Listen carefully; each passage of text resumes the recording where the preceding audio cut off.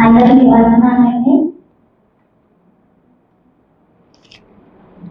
యోహాను సువార్త 1వ అధ్యాయం 4వ వచనం చదువుతున్నాం. యోహాను సువార్త 1వ అధ్యాయం 4వ వచనం. ఆయనలో జీవముండెను. ప్రార్థన చేసుకున్నాం. స్తోత్రం స్తోత్రం మహాగణుడ, మహోన్నతుడ, సర్వాధికారి, సర్వశక్తిమంతుడా, అయ్యా ఇంతవరకు మీరు ఎక్కడ నీడలో మమ్మల్ని దాచి ఉంచారు. అందుని బట్టి వందనాలు. ఎందరో ఈ రోజు చూడలేనప్పటికీ మీరు ఎక్కడ నీడలో దాచి ఉంచి మాకు మరొక దినాన్ని అనుగ్రహించారు. అందుని బట్టి వందనాలయ్యా. అయ్యా మరి నా నోటిని మీ బూరగా వాడుకోండి. మీ నెలనైన స్వరాన్ని వినిపించండి. వినగల చోళను గ్రహించగలిగే మనస్సును, ఆలోచించే ఆలోచన శక్తిని మాకు దయచేసి అడిగి వేడుకుంటున్నాను. అయ్యా నన్ను మరుగుపరిచి మిమ్మల్ని కనపరుచుకోమని అడిగి వేడుకుంటున్నాను. ఏదైతే మీరు మాట్లాడాలనుకుంటున్నారో మాతో అది మాట్లాడమని అడిగి వేడుకుంటున్నాను. అపవాది కుతంత్రాలన్నింటినీ లయపరచండి. మీరు మాతో మాట్లాడి మాలో జీవం కలుగ చేయమని అడిగి వేడుకుంటూ ఏసే అతి శ్రేష్టమైన నామమున ఈ చిన్న ప్రార్థన అడిగి వేడుకుంటున్నాను నా పరమ తండ్రి. ఆమేన్. ఆయనలో జీవముండెను. పునరుత్థాన దిన శుభాకాంక్షలు అండి. హ్యాపీ రిజర్వేషన్ డే ప్రతి ఒక్కరికి. దేవుడు సమస్త సృష్టిని జీవం గల దానిగా సృష్టించాడు. మనము బైబిల్లో మొట్టమొదటి గ్రంథమైన ఆదికాండంలో మనం చూసినట్లయితే దాని గురించి వివరంగా రాయబడి ఉంటుంది. దేవుడు ఎలాగ చేశాడు ఈ భూమిని కానీ సమస్తాన్ని కానీ ఎలా సృజించాడు అనేది లిఖించబడి ఉంటుంది. ఆయన నోటి మాట అనేది జీవం కలిగింది. ఎప్పుడైతే ఆ నోటి మాట వెడలిందో అంటే బయటకు వచ్చిందో, ఆయన పలికాడో, ఆ సృష్టి మొత్తం జీవం కలిగిందిగా సృష్టించబడినట్లు మనం చూడగలుగుతాం. జీవము అన్న పదాన్ని మనం చూసినట్లయితే హెబ్రీ భాషలో కయీం అంటారు. కయీం. ఆ కయీం అన్నది, ఆ జీవము అనేది ఆయన నోటి ద్వారా, ఆయన మాట ద్వారా కలుగుతుంది అని చెప్పి పరిశుద్ధ లేఖనం తేటపరుస్తున్నాను. ఆయన సమస్తాన్ని జీవం కలిగిందిగా చేశాడు, కానీ ఈ నరులలో మాత్రము ఆయన జీవాత్మ ఊపినట్లు మనం చూడగలుగుతాం. నిష్మత్ కయీం అని రాయబడి ఉంటుంది. ఆదికాండం 2వ అధ్యాయం 7వ వచనంలో నిష్మత్ కయీం అని రాయబడి ఉంటుంది. అంటే బ్రెత్ ఆఫ్ లైఫ్, జీవం ఊదగా నరుడు జీవాత్మ ఆయను అని చెప్పి పరిశుద్ధ లేఖనం తేటపరుస్తుంది. అయితే మనుష్యుడు దేవుని యొక్క ఆజ్ఞను అతిక్రమించడం వలన దేవుని యొక్క జీవాన్ని కోల్పోయినట్లు మనం పరిశుద్ధ లేఖనంలో చూడగలుగుతాం. అయితే అయినప్పటికీ దేవుడు మీరు ఫలించి అభివృద్ధి చెంది భూమిని నిందించమన్న ఆజ్ఞ మరియు ఆశీర్వాదం అనేది మనిషి నుండి తీసేయలేదు. అవ్వ అని మనం చూడగలుగుతాం. హెబ్రీ భాషలో హవ్వ అని రాయబడి ఉంటుంది తన పేరు. అయితే తన పేరు యొక్క అర్థము ఏంటంటే సోర్స్ ఆఫ్ లైఫ్. జీవానికి అక్కడ నుండి జీవం వస్తుంది అని చెప్పి తన పేరు యొక్క అర్థం, లేకపోతే జీవము అనే అర్థం. ఆమెలో నుండి తర్వాత నరులు పుట్టుకొచ్చినట్లు మన కయ్యూను, హేబేలు, షేతు, ఆ తర్వాత ఎంతో మంది కుమారులు కుమార్తెలను వాళ్ళు కన్నారు, భూమిని నిండించినట్లు మనం చూడగలుగుతాం. వారి ద్వారానే ఈ భూమి అనేది నిందించబడింది. వాళ్ళ ద్వారా మాత్రమే నరులు పుట్టినట్లు మనం చూడగలుగుతాం. అయితే శాస్త్రవేత్తలు కానీ చాలా మంది కానీ ఏం చెప్తారు, నరుడు ఎక్కడి నుంచి వచ్చాడు, కోతిలో నుండి వచ్చాడు, గొరిల్లాలో నుంచి వచ్చాడు, ఏదేదో చెప్తా ఉంటారు. కానీ దేవుడు తన ఇష్టంతో నరుని తన స్వరూపంలో తన పోలిక చొప్పున చేసుకున్నట్లు నరునిలో నిష్మత్ కయీం, బ్రెత్ ఆఫ్ లైఫ్, జీవము ఊదినట్లు మనము పరిశుద్ధ లేఖనంలో చూడగలుగుతాం. అయితే అవ్వ కానీ మన తల్లులు కానీ మనకు జన్మనిస్తారు, మనలో జీవం ఉంచుతారు. కాకపోతే మనకు రిడెంప్షన్ ఇవ్వలేదు అని పరిశుద్ధ లేఖనం తెలియపరుస్తుంది. మన ప్రాణాన్ని విమోచించలేదు. తల్లులు మనకు జీవాన్ని ఇవ్వగలరు. 9 నెలలు తమ కడుపులో దాచిపెట్టుకొని తమ గర్భంలో వాళ్ళు మనల్ని పోషించగలరు, జీవాన్ని ఇవ్వగలరు, జన్మనివ్వగలరు. కానీ వాళ్ళు మన ప్రాణాన్ని విమోచించలేరు. అందుకే దావీదు అంటాడు, గర్భవాసినైనది మొదలుకొని నా ప్రాపకుడవు నీవే, నా తల్లి నన్ను కన్నది మొదలుకొని నా దేవుడవు నీవే అని పరిశుద్ధ లేఖనంలో చెప్తారు. ఆయన మాత్రమే దేవుడు అని పరిశుద్ధ లేఖనము తేటపరుస్తుంది. ఎందుకు అంటే జీవము ఊదిన వాడే జీవాన్ని కూడా విమోచించగలడు అని పరిశుద్ధ లేఖనం తేటపరుస్తుంది. మనుష్య జాతి అభివృద్ధి పొందింది, పాపంతో నిండుకుంది, నిత్య జీవానికి మార్గం తప్పిపోయింది. జీవం లేదు మనిషిలో, వెలుగు లేదు. జీవం ఎక్కడైతే ఉంటుందో అక్కడ వెలుగు ఉంటుంది. ఆయనలో జీవం ఉండెను, ఆ జీవము మనుష్యులకు వెలుగు అని పరిశుద్ధ లేఖనం తేటపరుస్తుంది. వెలుగుని కనుగొనలేని మనుష్యుడు ఏం చేశాడు అంటే చెట్టు చేమలలో బొమ్మలు చేసుకున్నాడు. ఒక చెట్టుని తీసుకొచ్చుకున్నాడు, దాన్ని ఒక విగ్రహంగా చేసుకున్నాడు. నీవే నా దేవుడవు, నీవే నన్ను సృష్టించావు, సమస్తము నీదే అని చెప్పి మొక్కినట్లు చూడగలుగుతాం. పరిశుద్ధ లేఖనంలో నిర్గమకాండంలో కూడా ఐగుప్తు దేశం నుండి ఇశ్రాయేలీలను ఆయన బయటకు తీసుకొచ్చినప్పుడు ఇశ్రాయేలీలు ఇక్కడ మోషే వెళ్ళి దేవుని 40 దినాలు అక్కడ ఉన్నప్పుడు సీనాయి పర్వతం దగ్గర ఏమైంది అంటే ఈ మోషే రావటం లేదు. ఈ మోషే ఏమయ్యాడో తెలియదు కనుక అహరోనుతో ఏం చేసుకున్నాడు, దూడని చేయమని చెప్పారు. వాళ్ళ బంగారు పోగులను ఇచ్చారు. దేవుని యొక్క మహిమను ఒక దూడకు మార్చేసినట్టు చూడగలుగుతాం. అలానే మనుష్య జాతి మొత్తం ఎన్నో దేవతలు, ఎన్నో దేవుళ్ళు, ఎన్నో అన్నట్లు పూజిస్తూ ఉంది, కానీ సృష్టికర్తను మర్చిపోయినట్లు మనం పరిశుద్ధ లేఖనంలో చూడగలుగుతాం. సృష్టిని శాసించగలిగిన శక్తి కలిగిన వాడిని, ఈ చెట్టు చేమలను సమస్తాన్ని మనిషిని సృజించిన వాడిని మనిషి మర్చిపోయాడు. మరి మనిషిలో ఉన్న జీవాత్మ ఏదైతే దేవుడు ఆత్మ ఉంచాడో అది నరునికి దీపం అని చెప్పి పరిశుద్ధ లేఖనం తేటపరుస్తుంది. ఆ ఆత్మ మనిషిలో ఘోషిస్తూ ఉంది, అయ్యో నువ్వు సృష్టికర్తను మర్చిపోయావు, నువ్వు సృష్టికర్తను విడనాడావు, సృష్టికర్త లేకపోతే నాలో జీవం ఉండదు అని చెప్పి ఆత్మ ఘోషిస్తున్నప్పటికీ కూడా మనిషి పట్టించుకోకుండా తన ఇష్టాన్ని జరిగిస్తూ ఉన్నాడు. తన యొక్క సొంత నిర్ణయాలకు లొంగిపోతా ఉన్నాడు. అయితే అప్పుడు దేవుడు ఏం చేశాడు అంటే బెన్ ఎలోహిం అని చెప్పి మనం పరిశుద్ధ లేఖనంలో చూడగలుగుతాం. దేవుని కుమారుడు అని చెప్పి పరిశుద్ధ లేఖనంలో చూడగలుగుతాం. అయితే దేవునికి కుమారుడు ఉన్నాడా అని పరిశుద్ధ లేఖనంలో చూస్తే అది కాదు. బెన్ ఎలోహిం అన్న హిబ్రూ భాష అర్థం ఏంటి అంటే దేవుడే మనుష్య రూపుదారునిగా రావడము అని చెప్పి దాని అర్థం. బెన్ అంటే కుమారుడు, ఎలోహిం అంటే దేవుడు.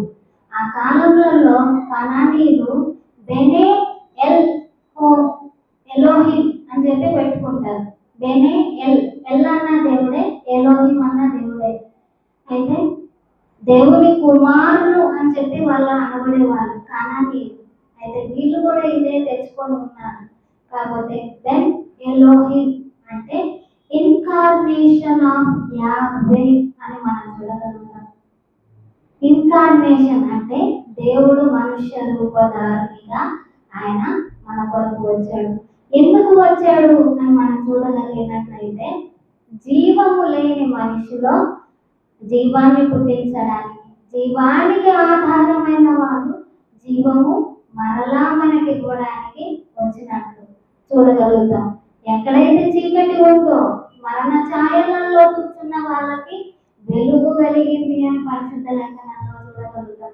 ఆ వెలుగుని ఇవ్వడానికి ఆయన మన యొద్దకు వచ్చినట్లు చూడగలుగుతాం. ఆయన పేరు యేషూవా అని హిబ్రీ భాషలో ఉంటుంది.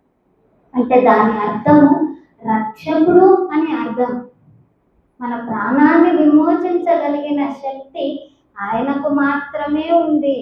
యోగులో మనం చూసినట్లయితే మరణ కూపంలో నుండి తప్పించి నా ప్రాణాన్ని విమోచించావు, నా జీవాన్ని విడిపించావు అని చెప్పి యోగులో ఉంటుంది.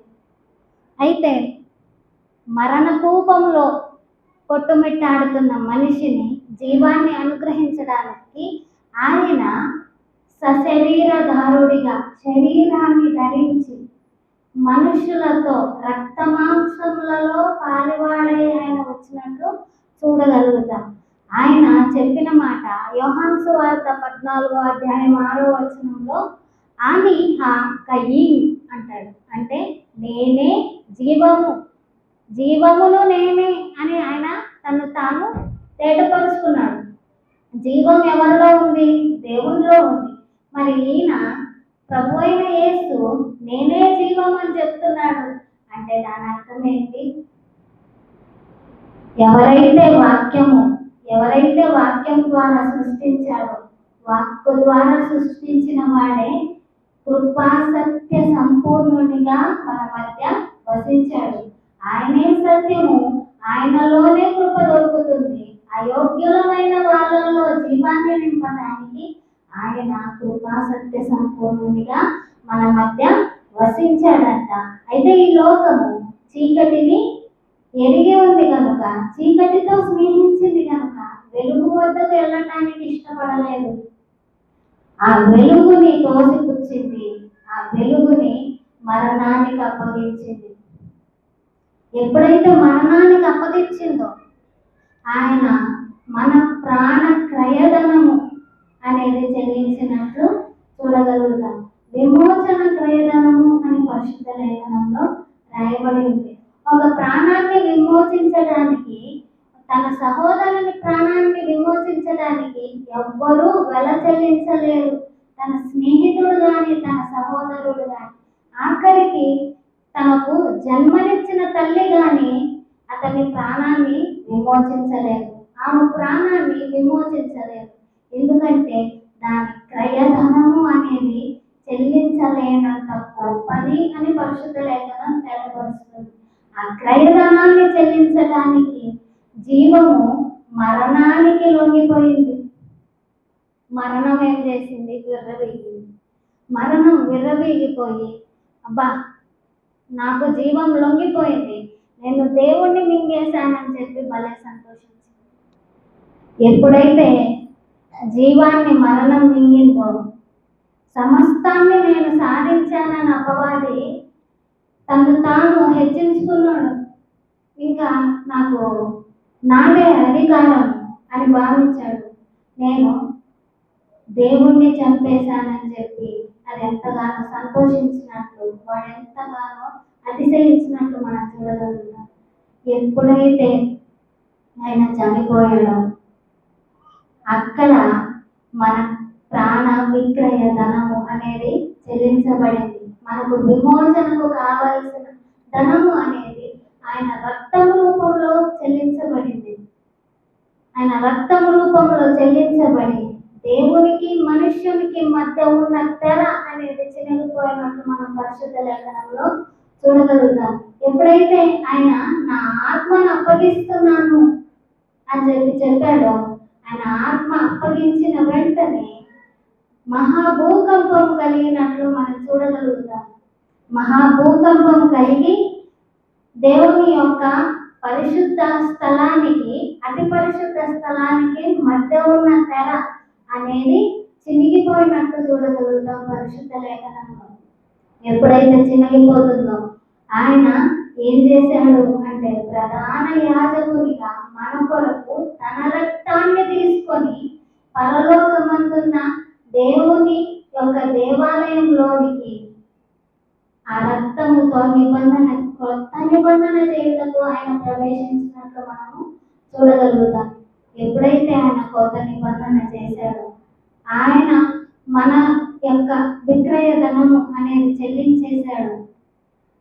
మనల్ని మనము పాపానికి దాసులుగా అమ్ముకున్న మనము విడిపించబడ్డాము, స్వతంత్రులుగా చేయబడ్డాము. దేవుని యొక్క పుత్రులు, దేవుని యొక్క కుమార్తెలు అని పిలువబడటానికి మరలా అధికారము పొందినట్లు పరిశుద్ధ లేఖనంలో చూడగలుగుతాము. ఆయన 3వ దినమున పునరుద్ధరించబడ్డాడు.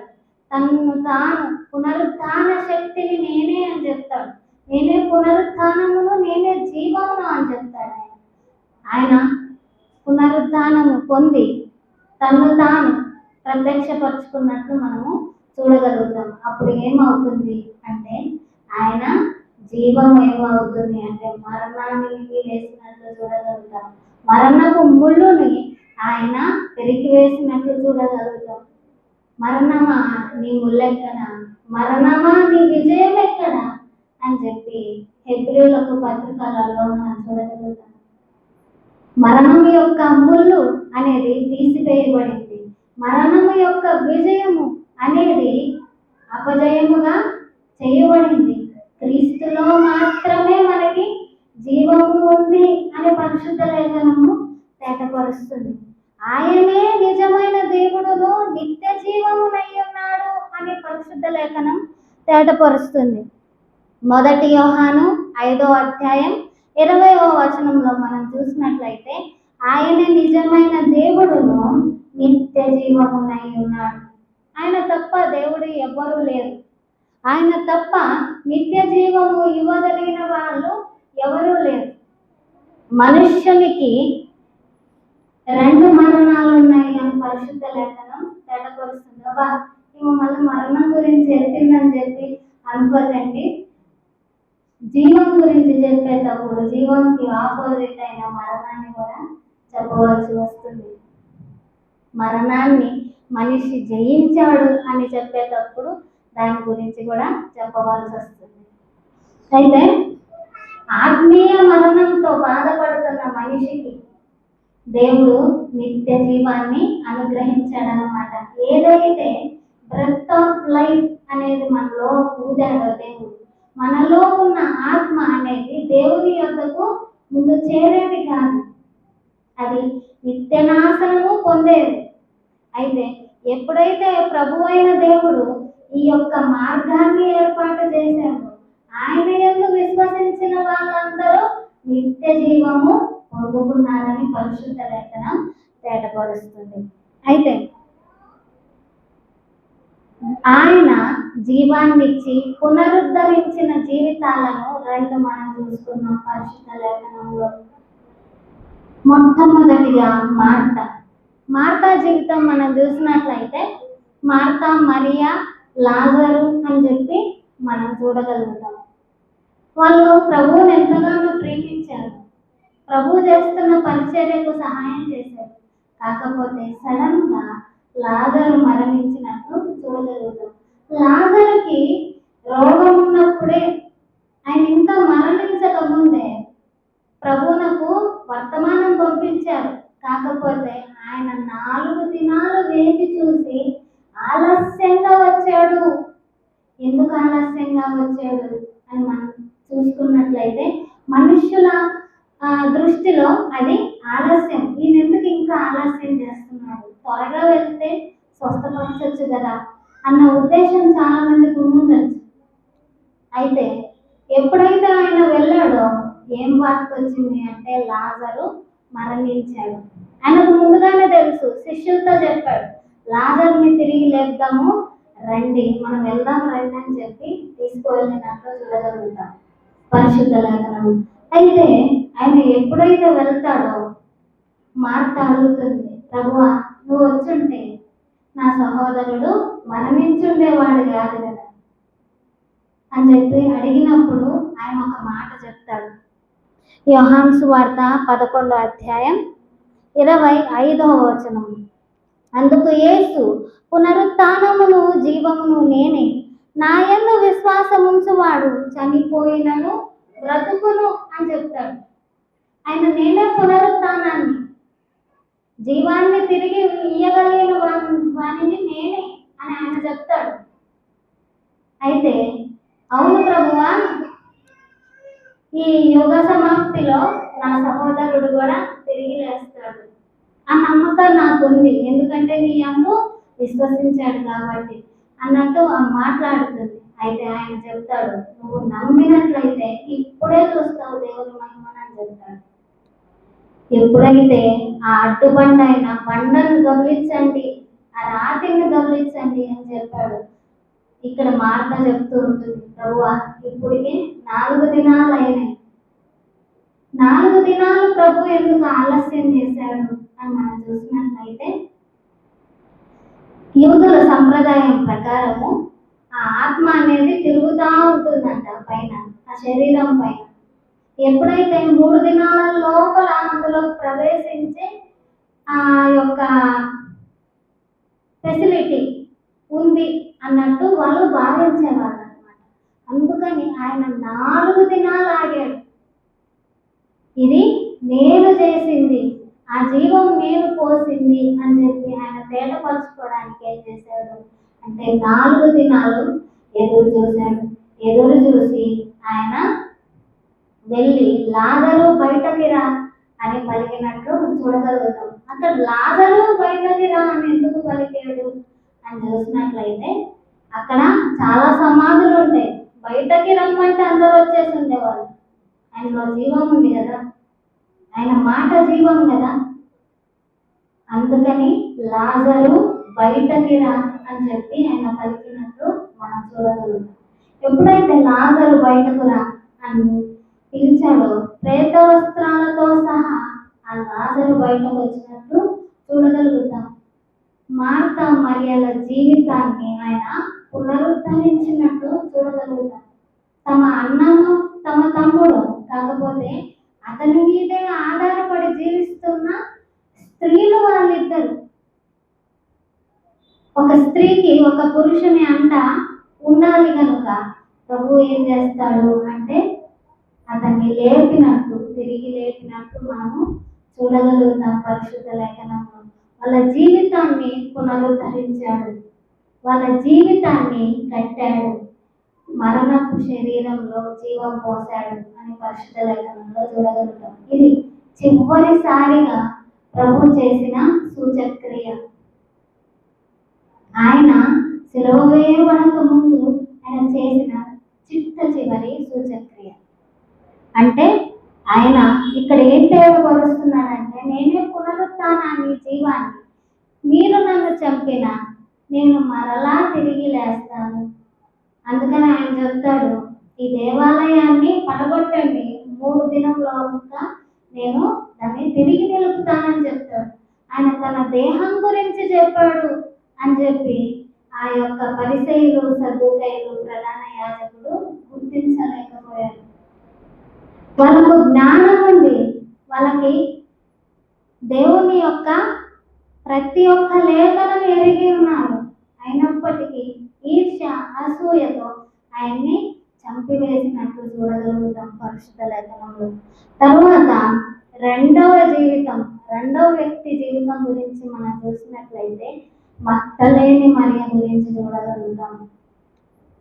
మార్కు సువార్త 16వ అధ్యాయం 9వ వచనంలో మనం చూసినట్లయితే, ఆమె 7 దురాత్మలతో బాధపడుతున్న స్త్రీ అని మనం పరిశుద్ధ లేఖనాలలో చూడగలుగుతాం.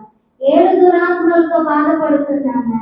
ఆ 7 దురాత్మలు ఆమెని పీడిస్తున్నాయి.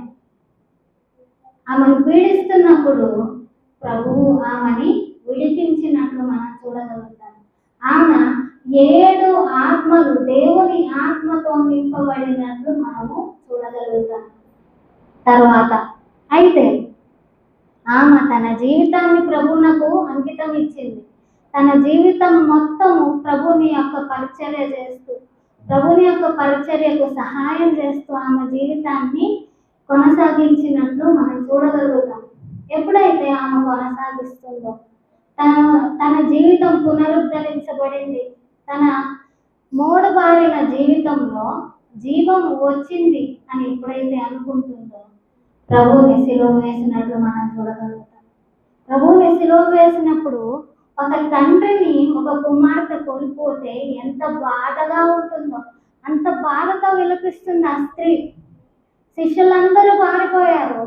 యోహాను, మరియమ్మ, మగ్దలేని మరియ ఆయన యొక్క సిలువ వేయబడిన స్థలంలో ఉన్నట్లు చూడగలుగుతాం. మరికొందరు పరిచర్యకు సహాయపడిన స్త్రీలు ఉన్నారు.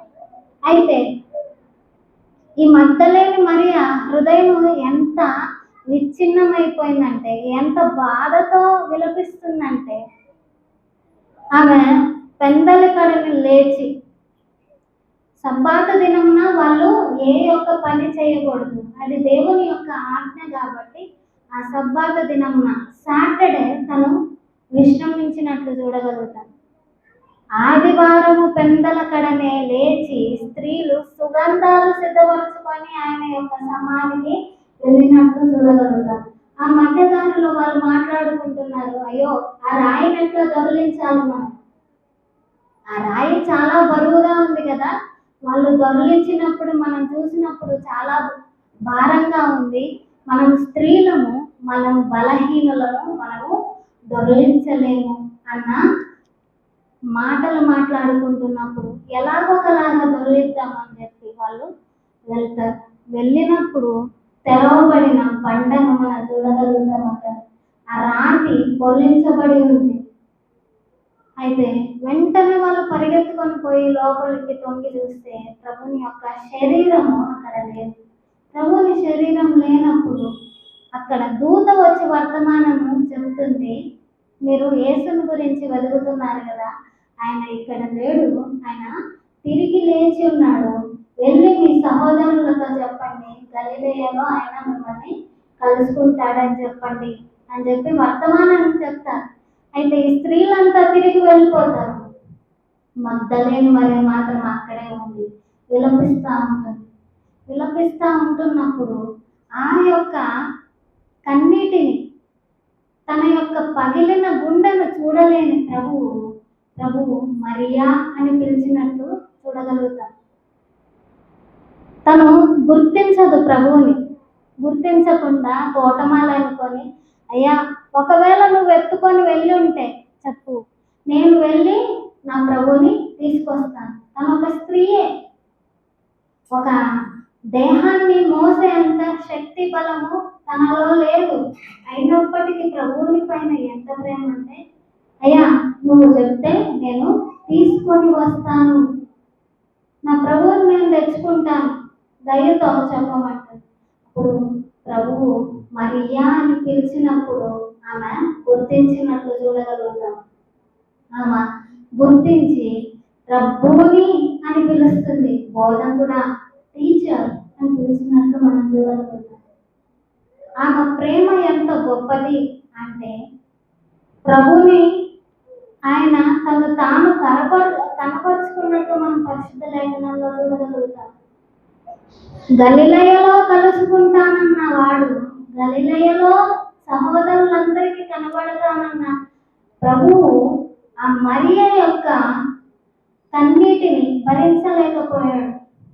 తను తాను కనబరుచుకున్నాడు. కనబరుచుకున్నప్పుడు ఎవరో తోటమాలి అని చెప్పి అనుకుంది. మరియా అని ఆయన ఎప్పుడైతే పిలిచాడో అప్పుడు తను గుర్తించినట్లు చూడగలుగుతాం. వెళ్ళి నీ సహోదరులతో ఈ యొక్క వర్తమానాన్ని చెప్పమని చెప్పినప్పుడు తను పరిగెత్తుకుంటూ వచ్చి వర్తమానాన్ని తన సహోదరులందరికీ చెప్పినట్లు, 11 మంది శిష్యులకు చెప్పినట్లు మనము చూడగలుగుతాం పరిశుద్ధ లేఖనంలో. మొట్టమొదటిగా జీవము అనేది ఎవరికి ఇవ్వబడింది అంటే స్త్రీకి ఇవ్వబడింది. స్త్రీ ద్వారా ఈ యొక్క లోకాన్ని ఆశీర్వదించాడు ప్రభు. ఆ స్త్రీ యొక్క సంతానమైన క్రీస్తే మరణాన్ని మింగివేసి జీవాన్ని ఇచ్చినట్లు మనము చూడగలుగుతాం. స్త్రీకి పునరుత్థానపు వర్తమానాన్ని అనుగ్రహించినట్లు చూడగలుగుతాం. ప్రభు ఇక్కడ తేటపరుచుకున్న మాట ఏంటి అంటే, ఆయన చెప్తున్న మాట, మన యొక్క జీవితము విరిగి నలిగిన పరిస్థితులలో ఉండొచ్చు, మన తల్లి మనతో లేకపోయి ఉండొచ్చు, హృదయానికి సమీపంగా పురుషులైనప్పటికీ స్త్రీలైనప్పటికీ బాధ వచ్చినప్పుడు ఎవరితో పంచుకుంటారు? మొట్టమొదటిగా తల్లికి చెప్తారు. ఆ తల్లే వినే పరిస్థితిలో లేనప్పుడు, ఆ తల్లే మన యొక్క బాధను పంచుకునేటట్టు లేనప్పుడు, అంటే మనకు దూరంగాను లేకపోతే లేకపోయినప్పుడు ఆయన తేటపరుస్తున్న మాట, నేనే పునరుత్థానాన్ని జీవాన్ని, నాలో జీవం ఉంది కనుక నీ యొక్క బాధను నాకు చెప్పుకోమని చెప్తున్నాడు ప్రభు. నీ యొక్క జీవితాన్ని నేను జీవంతో నింపుతానని చెప్తున్నాడు. ఆయన జీవాధిపతి అని పరిశుద్ధ లేఖనము తేటపరుస్తుంది. జీవాధిపతి అని ఆయన్ను అన్న ఇద్దరు వ్యక్తులు మనం చూసినట్లయితే దావీదు రాస్తా జీవాధిపతి నా జీవనదాత అని రాస్తారు. తర్వాత జీవము గల దేవుని సేవకుడమైన దానియేలు అని చెప్పి రాజు అడుగుతాడు. ఎవరు? పాగన్కి, అంటే అన్యుడైన రాజు దానియేలుని అడిగినట్టు చూడగలుగుతాం. అంటే తన జీవాన్ని ఆయన ప్రతి సమయంలో కనబరుచుకుంటూ వచ్చాడు. ఈ రోజు కూడా తన జీవాన్ని మనకు కనబరుచుకుంటున్నాడు. అయ్యో, ఈరోజు రిజరెక్షన్ డే, ఈరోజు ఈస్టర్ పండుగ, ఆయన తిరిగి లేచాడు, అది మనం సెలబ్రేట్ చేసుకుంటున్నాం. కానీ మనలో జీవం ఉందా? మనల్ని మనం ప్రశ్నించుకున్నాం. మన యొక్క మానసిక స్థితి, మన యొక్క శారీరక స్థితి, మన యొక్క ఆత్మీయ స్థితి, ఈ మూడింటిని పరీక్షించుకున్నాం. ప్రభు చేతపరుస్తున్న మాట, మార్తా మరియల జీవితాన్ని ఎలాగైతే పునరుద్ధరించాను, నీ జీవితాన్ని కూడా పునరుద్ధరించగలను, నేనే జీవాన్ని అని ఆయన తను తాను కనబరుచుకుంటున్నాడు. మొట్టమొదటిగా మనము ఏం చేయాలి? మన జీవాన్ని పునరుద్ధరించుకోవడానికి, ఆయనలో మనం పాలుభాగస్థులం అవ్వటానికి మొట్టమొదటిగా చేయాల్సింది విశ్వసించాలి. ప్రభువే దేవుడు అని చెప్పి విశ్వసించాలి. దేవుని కుమారుడు ని అంగీకరించిన వాళ్ళు జీవం కలిగిన వాళ్ళు, దేవుని కుమారుని అంగీకరించని వాళ్ళు జీవము లేని వారు అని పరిశుద్ధ లేఖనం తేటపరుస్తుంది. ఆయనలో జీవం ఉంది అని అంగీకరించి ఆయన మాత్రమే దేవుడు, ఆయనలోని నిత్య జీవము మనకు అనుగ్రహించబడుతుంది. మన ఆత్మ అనేది నిత్యము జీవిస్తుంది, ఆయనతో యుగ యుగాలు సంతోషంగా ఉంటుంది అనే విశ్వాసము మనము కలిగి ఉండాలి. ఆయన మన ప్రాణాన్ని విమోచించడానికి మన కొరకు క్రయధనాన్ని చెల్లించాడు అని చెప్పి మొట్టమొదటిగా ఆయన ఎందుకు విశ్వసించినప్పుడు మనం ఆయనతో సహవాసం చేస్తాం. సహవాసం ఏంటి అంటే ఆయన ఏం చెప్తున్నాడు అంటే, రొట్టె విరుచుటయందు ద్రాక్షారసము, అంటే ఆయన రక్తము త్రాగుటయందు మనము కన్సిస్టెంట్గా ఉండాలి. ఎప్పుడైతే కన్సిస్టెంట్గా ఉంటామో, అందులో పాల్గొంటామో ప్రతిదినం, ఆయన ఏం చెప్తున్నాడు, మీలో మీరు జీవం కలిగిన వాళ్ళు. ఎంతమందిని మనం రక్షించబడ్డాము, ఎంతమందిని మనము ప్రభు బల్లలో పాల్గొంటున్నాము, పరీక్షించుకున్నాము. ప్రభు బల్లలో మనము పాల్పొందకపోతే రేపు ప్రభువుతో మనము జీవితాన్ని జీవించలేము అని ప్రభు తేటపరుస్తున్నారు. ప్రభు బల్లలో అయోగ్యంగా కూడా కొన్నిసార్లు మనము చేయివేస్తూ ఉంటాం. ఆ విధంగా ప్రభు యొక్క బల్లను అపవిత్రపరచకూడదు అని ప్రభు తేటపరుస్తున్నాడు. లోకానికి, శరీరానికి మరియు ఆత్మకు దేవునికి పొత్తు లేదు అని ప్రభు తేటపరుస్తున్నాడు. లోకము దేవునికి ఇష్టం లేదు. ఆయన ఆత్మస్వరూపుడు, ఆయన జీవం ఉన్నవాడు కనుక ఆత్మ జీవింపజేయును. ఆత్మానుసారమైన జీవాన్ని మనము కలిగి ఉండాలి అని ప్రభు కోరుకుంటున్నాడు. ప్రభు యొక్క మాట మనలో జీవం కలుగజేస్తుంది అని పరిశుద్ధ లేఖనం తేటపరుస్తుంది. కనుక ప్రభు వాక్కునకు విధేయత చూపితే మన యొక్క జీవితం అనేది పునరుద్ధరించబడుతుంది, మనలో జీవం కలుగుతుంది అని ప్రభు తేటపరుస్తున్నాడు. ఎప్పుడైతే మనలో జీవం కలుగుతుందో అనేకులను జీవింపజేయగలిగే శక్తి కూడా ప్రభు అనుగ్రహిస్తానని చెప్తున్నాడు. మీలో నుండి జీవజల నదులు ప్రవహింపజేయును అని పరిశుద్ధ లేఖనం తేటపరుస్తుంది. ప్రభు ఈ వాక్యాన్ని దీవించునుగాక. ప్రార్థన చేసుకున్నామని. స్తోత్రం స్తోత్రం మహాగణుడ మహోన్నతుడు సర్వాధికారి సర్వశక్తిమంతుడా, అయ్యా మాలో జీవాన్ని అనుగ్రహించమని అడిగి వేడుకుంటున్నాము. అయ్యా మేము ఎక్కడ మిమ్మల్ని కోల్పోతున్నాము, ఎక్కడ మేము తప్పిపోతున్నాము, అయ్యా మీ ఆత్మ ద్వారా మాకు గ్రహింపునిచ్చి మీలో మేము ఏకమై నిరంతరం మీతో సహవాసం చేసి నిత్య జీవాన్ని పొందే బిడ్డలుగా మమ్మల్ని తీర్చిదిద్దమని, మా జీవితాన్ని పునరుద్ధరించమని, పునరుత్థానపు శక్తి అయిన మరియు జీవమయున్న మిమ్మల్ని అడిగి వేడుకుంటూ యేసయ్య అతి శ్రేష్టమైన నామమున నుంచి ప్రార్థన అడిగి వేడుకుంటున్నాను నా ప్రియ పరలోకపు తండ్రి. ఆమేన్. అందరికీ